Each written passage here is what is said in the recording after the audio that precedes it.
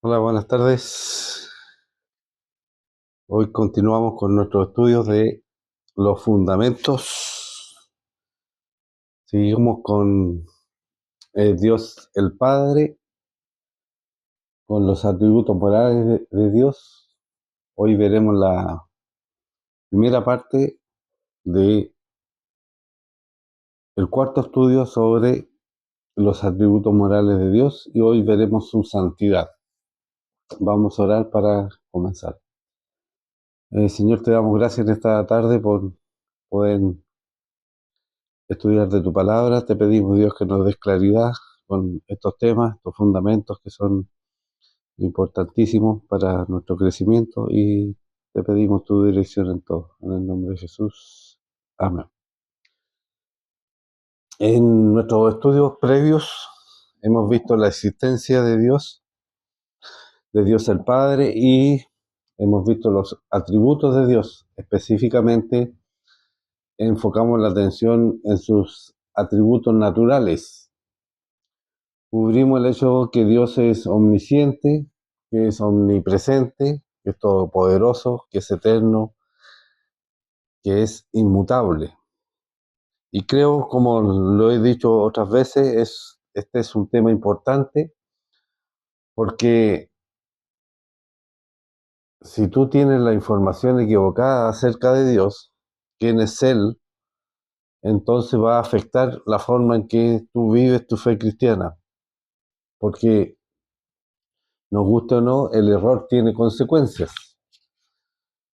Norman Geisler tuvo eh, esto para decir referente a las consecuencias del error. Él dijo: una mirada breve en la historia cuenta la anécdota trágica de los resultados de creencias. Las ideas fascistas de Hitler costaron más de 12 millones de vidas durante el Holocausto. Las ideas marxistas de Stalin liquidaron al menos 18 millones de personas. Las ideas del presidente Mao Zedong eliminaron 30 millones de personas. Y cuando uno involucra las creencias de Dios, una consecuencia incluso más importante yace en el balance. Billones de almas eternas son las que están puestas en la balanza. Las ideas teológicas tienen consecuencias más duraderas que las simples ideas políticas, que son consecuencias eternas. Esto lo dice Norman Geisler, un apologista, en su libro Teología Sistemática. Ahora podemos darnos cuenta de que esto puede no ser la cosa popular de hacer, que es el estudio de Dios el Padre, pero realmente es lo necesario, porque de alguna u otra forma tú te vuelves como a lo que más admiras o a quien más admiras. Es cosa de ver a las personas de hoy, quienes muchas veces tratan de ser como las estrellas de cine, las estrellas de los deportes, de televisión, de música o cualquier cosa. Generalmente las personas se vuelven como ellos.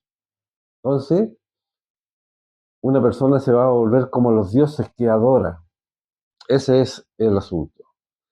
Y si queremos ser como el Dios verdadero, el Dios vivo, si queremos tener su vida manifestada a través de nosotros, entonces necesitamos entender quién es Él.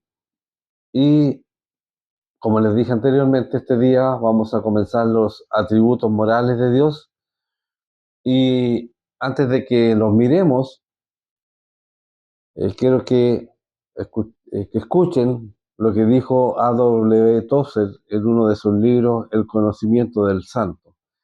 Él dijo: los atributos divinos son lo que conocemos como ciertos con respecto a Dios. Él no los posee como cualidades, son como es Dios, tal como se revela a sus criaturas. Por ejemplo, el amor no es algo que Dios tenga y que pueda crecer o disminuir, o dejar de ser. Su amor es la forma en que es Dios. Y cuando Él ama, se está limitando a ser Él mismo. Lo mismo sucede con los demás atributos. Ahora, recordemos que los atributos naturales de Dios, nosotros no los podemos poseer, pero sí podemos poseer sus atributos morales.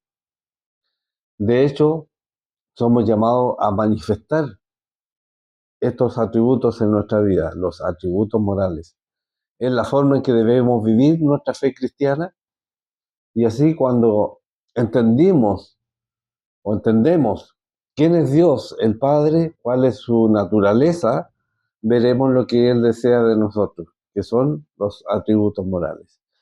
Y hoy veremos, como les dije, la primera parte de la santidad, en este cuarto estudio de los atributos de Dios.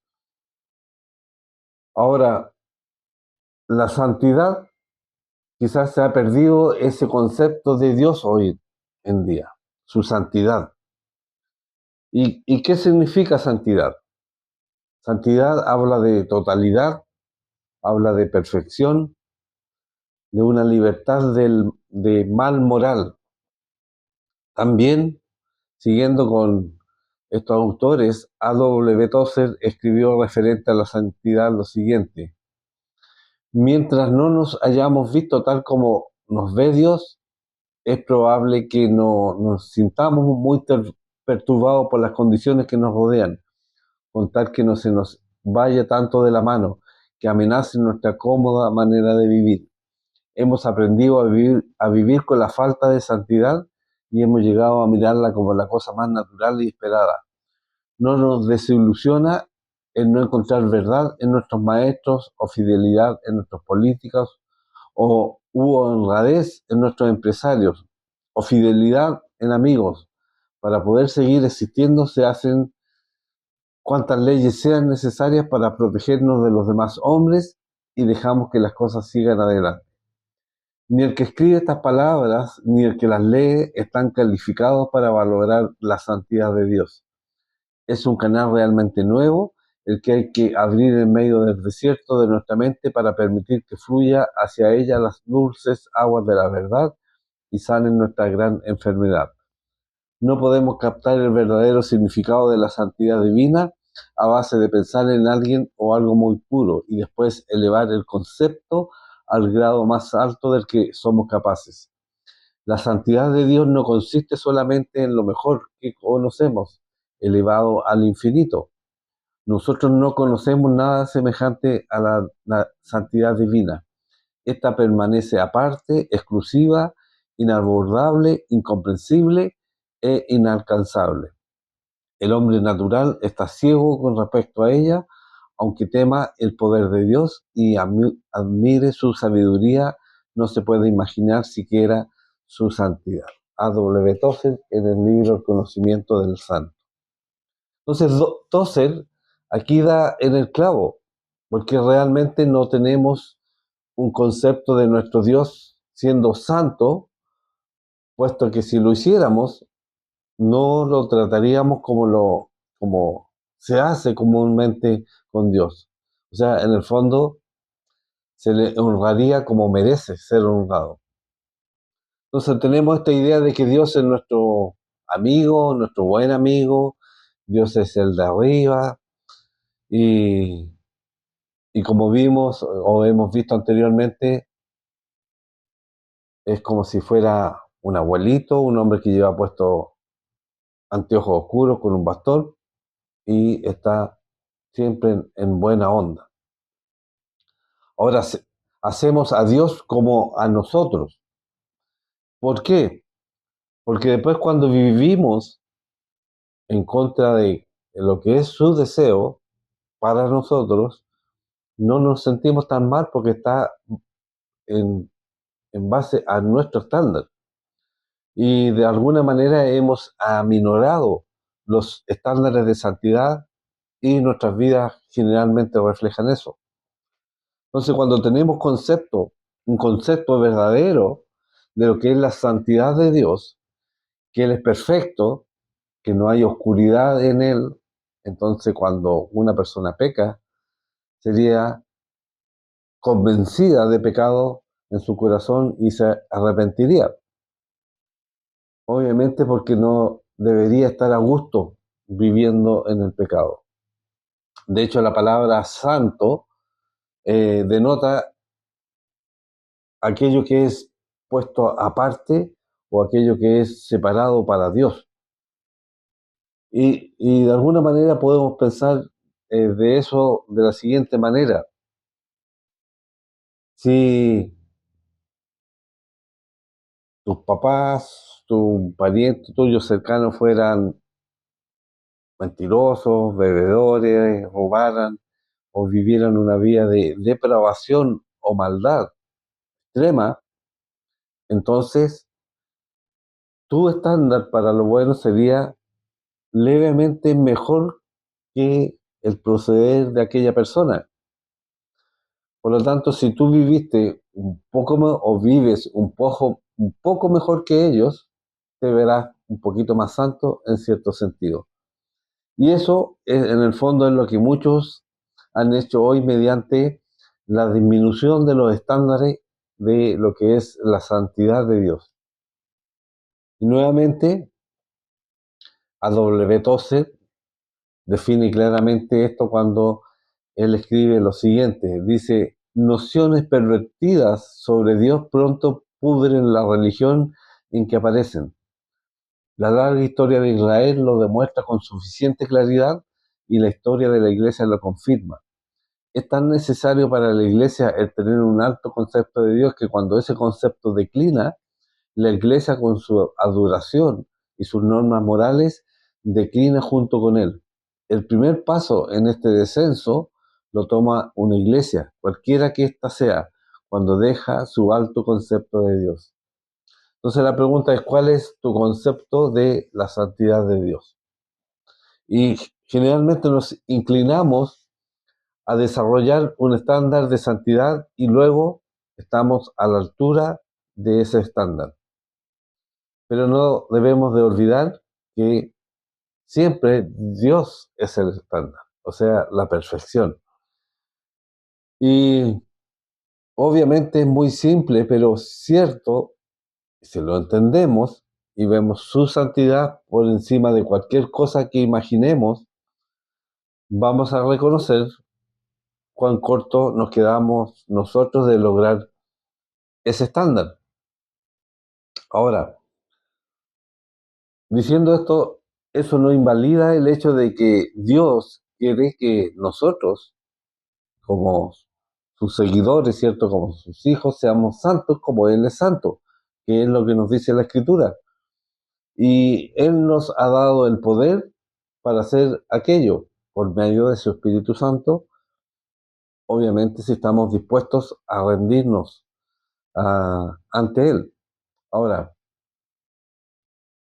antes de que nos ocupemos un poquito de nuestra santidad o lo que Dios desea de nosotros, debemos considerar su santidad, lo que las escrituras nos dicen sobre Dios, porque este atributo hace sombra a todo otro atributo, pues sin Dios siendo santo, cada otro atributo no tiene mucho sentido.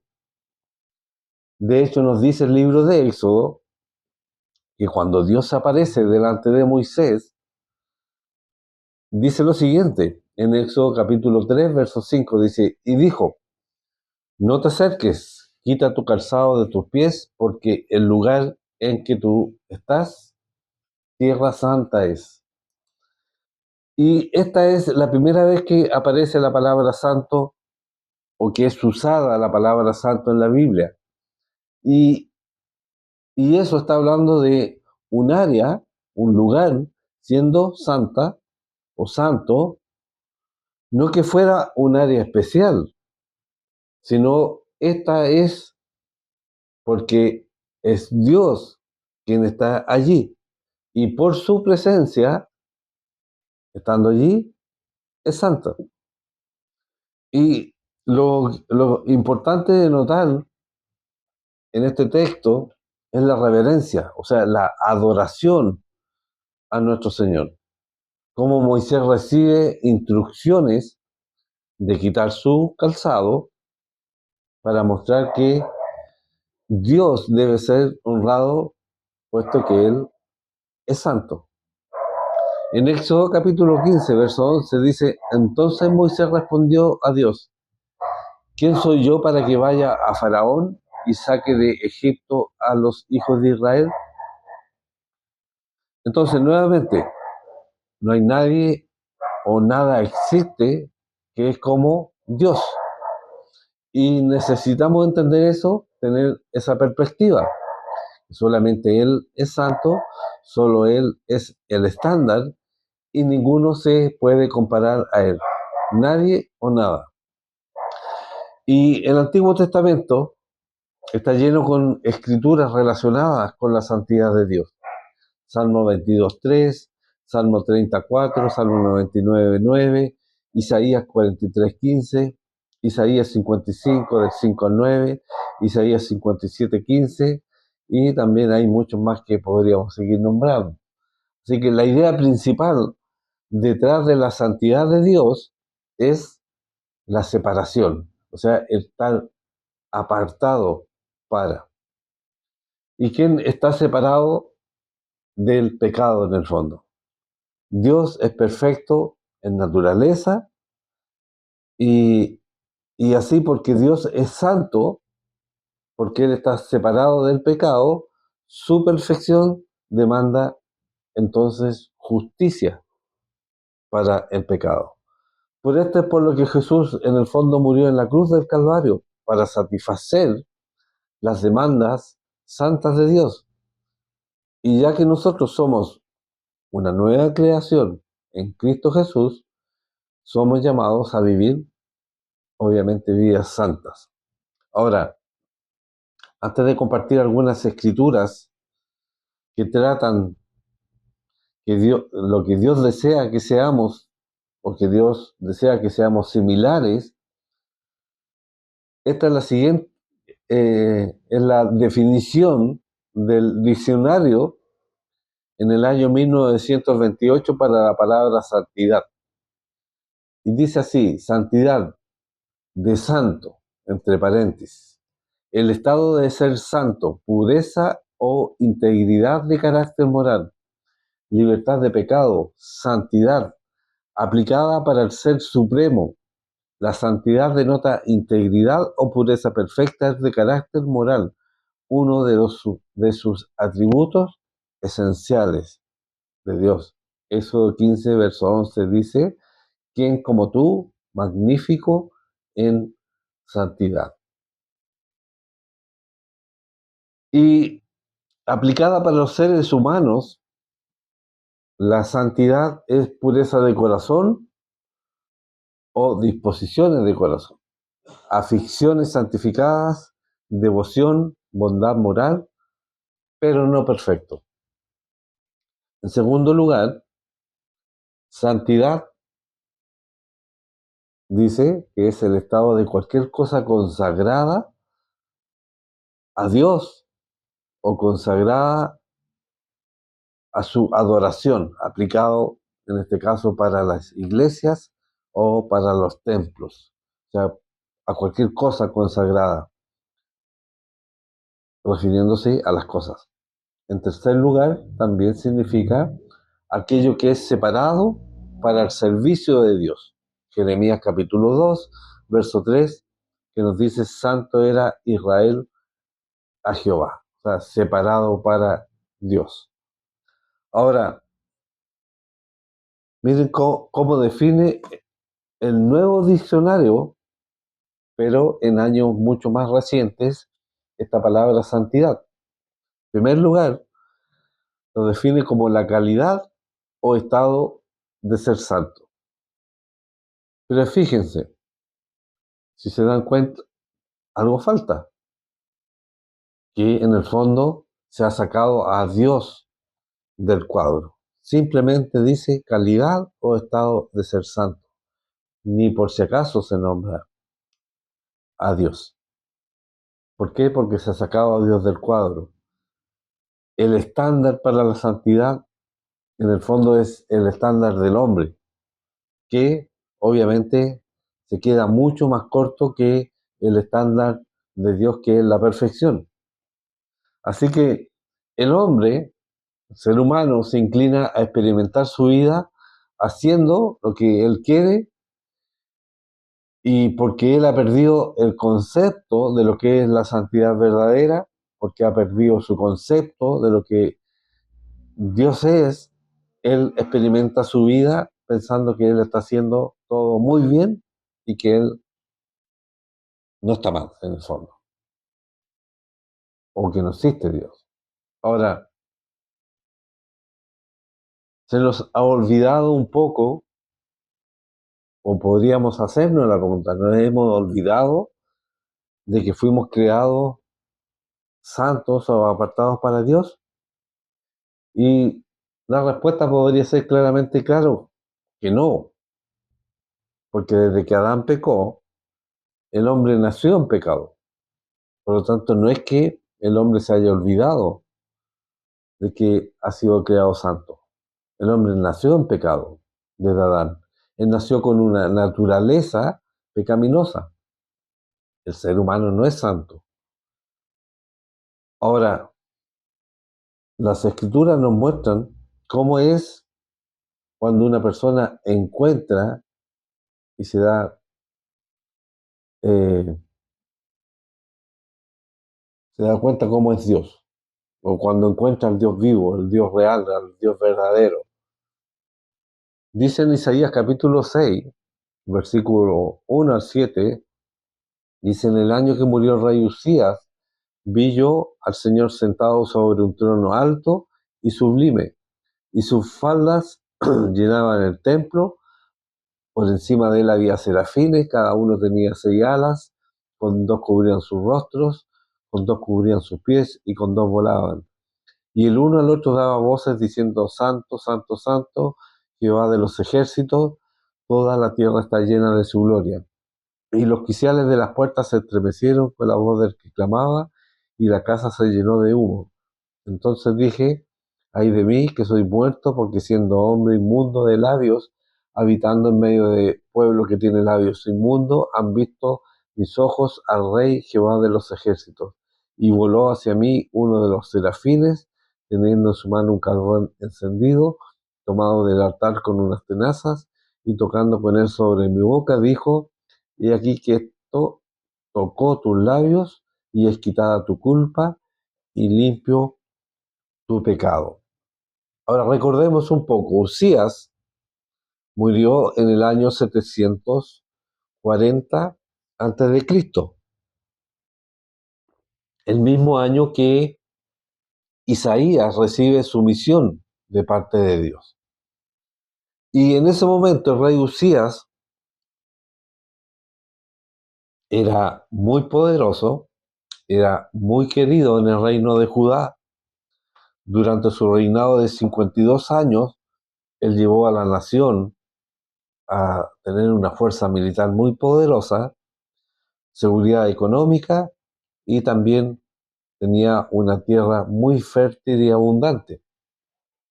Inventó armas militares, tuvo a líderes militares, tomó mucho territorio de sus enemigos, incluso les hizo pagar impuestos para Judá a sus enemigos. Por lo tanto, las cosas iban viento en popa, y, y eso pudo haber sido el problema para Isaías y para el resto de la nación. ¿Por qué? Porque Isaías creció bajo el liderazgo de un gran hombre de Dios, que en este caso era Isaías, y él, como la nación, pudieron haber mirado a este hombre, a Usías, en lugar del Señor, y buscaban a este hombre por seguridad. O sea, miraban al hombre en vez de a Dios. Así que cuando Usías muere, el trono estaba vacío, no había rey, y entonces la pregunta es: ¿qué harían? Y en esta situación aparentemente desesperada, Isaías pudo ver al Señor. Lo pudo ver que él todavía estaba en el trono, estaba exaltado en majestad y estaba en control de todo. Fíjense lo que dice, en el año que murió el rey Usías, vi yo al Señor sentado sobre un trono alto y sublime, y sus faldas llenaban el templo. Entonces, la pregunta para nosotros es a quién estamos mirando, por seguridad, que bloqueamos nuestra vista de ver al Dios real, al Dios verdadero, al Señor, como le ocurrió a Isaías. Y no es hasta que aquellas cosas que nos bloquean, aquellas cosas sean removidas, que en el fondo podemos ver a Dios desde una perspectiva correcta. Y esa perspectiva correcta es que Él está sentado sobre su trono. Él está en control absoluto. Y luego, en el pasaje vemos a un serafín, un ángel, uno de los seres angelicales creados por Dios, y fíjense lo que ellos exclaman cuando se refieren a Dios. Dice, el uno al otro daba voces diciendo, Santo, Santo, Santo, Jehová de los ejércitos. Habla de santidad, no habla de, por ejemplo, de amor. No dice o no exclama amor, amor, amor, sino Santo, Santo, Santo Jehová de los ejércitos. Y esto porque lamentablemente hoy en día muchos quieren enfocar la atención en el amor de Dios. Un amor de Dios que es rico, que es profundo, pero colocan el amor de Dios por encima de todos sus otros atributos, o enfocan la atención solo en el amor de Dios e ignoran todo lo demás. Y el problema es que uno no puede elegir y no puede escoger lo que a uno le gusta y lo que a uno le desagrada. Y por supuesto, el amor de Dios es rico y profundo, su gracia es abundante, Él es rico en misericordia y podemos seguir mostrando sus atributos o hablando de los multifacéticos atributos de Dios. Pero si tú solamente pudieras escoger uno solo, uno de todos los demás, su santidad sería la que tendría que destacarse más que todos los demás atributos. Santo en el griego es hagios y habla de estar apartado. Nosotros como cristianos debemos estar apartados para Dios. Pero respecto a Dios, habla de su perfección, que no hay tinieblas en Él, que no hay ningún pecado en Él, en absoluto. De hecho, vemos a Juan, el apóstol, resumir esto para nosotros cuando él dice en primera de Juan capítulo 1, verso 5, dice, este es el mensaje que hemos oído de Él y os anunciamos.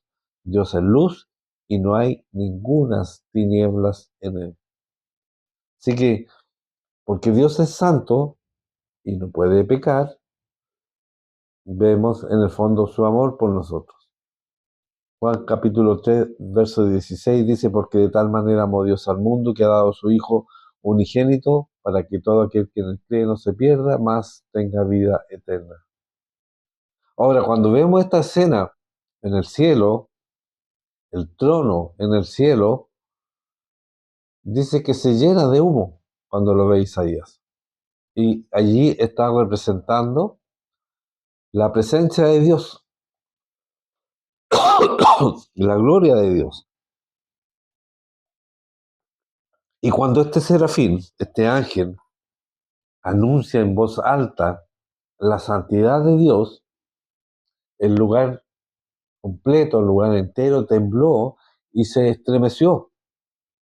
Y esto no fue simplemente un poco emotiva o una proclamación monótona. Ellos cantaron en el fondo de lo que veían, y ellos cantaban y exclamaban que Dios era santo. O sea, exclamaban sobre la santidad de Dios con pasión en sus voces. Ahora, aquí es donde nos debemos de enfocar. Cuando Isaías alcanza la visión de Dios, él se ve de alguna manera muy destruido, se ve herido completamente, condenado a morir, porque,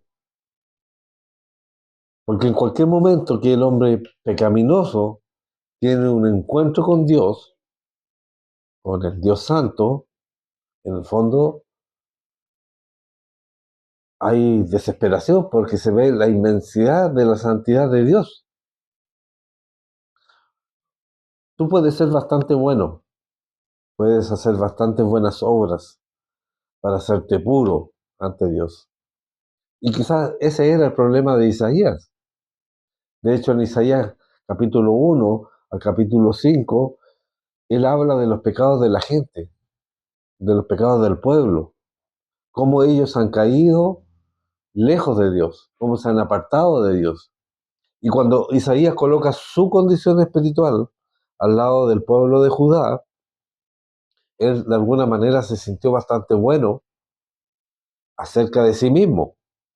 Él estaba limpio en sus propios ojos hasta que él fue delante de un Dios santo y entonces él se vio tal como él necesitaba verse, inmundo, sucio. No solo la nación estaba en esa condición, sino también estaba Isaías. Ahora, solamente reconocer esta condición sería bastante deprimente, pero Dios no nos deja allí. El problema es que muchos rehúsan reconocer su condición, y si tú lo haces, no habrá sanación para ti, no habrá sanidad para ti. De hecho, Jesús dijo en Mateo capítulo 5, verso 3 al 5, bienaventurados los pobres en espíritu, porque de ellos es el reino de los cielos. Bienaventurados los que lloran, porque ellos recibirán consolación. Bienaventurados los mansos, porque ellos recibirán la tierra por heredad.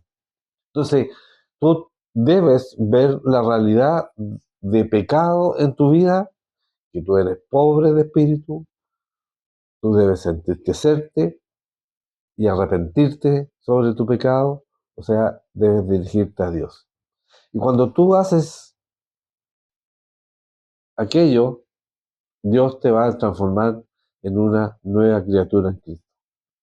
El gozo, en el fondo, no es encontrado en el pecado, sino en nuestro Salvador, en el Señor. Con nuestro reconocimiento del pecado, Dios nos trae la purificación. Y aquí el serafín, este ángel, dice que toma un carbón encendido del altar de sacrificio, toca los labios de Isaías y lo limpia. El sacrificio de Cristo en la cruz del Calvario, cuando es aplicado a nuestra vida, ¿qué es lo que hace? Nos limpia. Pero vean que cuando Isaías tuvo una perspectiva correcta de Dios, cuando tuvo una visión correcta de lo que era Dios, su santidad, eso le dio una perspectiva correcta de sí mismo. O sea, se vio a sí mismo inmundo. Por lo tanto, como cristianos, nuestras vidas debieran ser apartadas, separadas para Dios. Nosotros quizás debiéramos, no quizás, nosotros debiéramos ser diferentes al mundo, en la forma en que vivimos, en que hablamos, en las cosas que hacemos, etcétera. O sea, en el fondo, ellas debieran reflejar la naturaleza de Dios o la santidad de Dios. Pedro nos dice en 1 de Pedro capítulo 1, verso 13 al 16, dice, por tanto, ceñid los lomos de vuestro entendimiento, sed sobrios y esperar por completo en la gracia que se os traerá cuando Jesucristo sea manifestado. Como hijos obedientes, no os conforméis a los deseos que antes teníais estando en vuestra ignorancia, sino como aquel que os llamó es santo, sed también vosotros santos en toda vuestra manera de vivir, porque escrito está, sed santo porque yo soy santo. Ahora, dice ceñid los lomos. Esta no es una frase que usemos hoy en día, pero para nuestro lenguaje de hoy podríamos decir es tiempo de arremangarnos las mangas. Porque en aquel entonces los hombres llevaban puestas túnicas largas y eso de alguna manera estaba bien para caminar, pero era un impedimento cuando una persona trataba de correr o cuando trataba de librar una batalla, porque en el fondo era como llevar puesto un vestido largo, tratar de correr una carrera y era muy fácil caer y tropezar.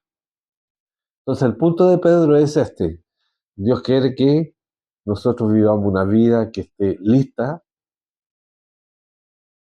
Tú no vas a colocarte en una situación que causará que tropieces, que caigas, vas a preparar tu mente, por lo tanto el enemigo no te hará tropezar. Y este es un acto consciente de nuestra voluntad, obedecer a Dios, entender sus órdenes, vivir una vida que es santa, honrándole, no porque la ley nos hace hacerlo, no porque nos obligue, sino por nuestro amor profundo por Él, por lo que Él ha hecho en nuestras vidas. Simplemente vivir como Él es. Como dice la Escritura, ser santos porque Él es santo. Oremos. Señor, te damos gracias en este día por poder aprender un poquito más de ti, Señor, de tus atributos morales, de lo que tú eres, Señor, y te pedimos, Señor, que nos ayudes a entender todo esto, que nos ayude a entender tu santidad. Te damos gracias por todo, en el nombre de Jesús. Amén. Señor les bendiga.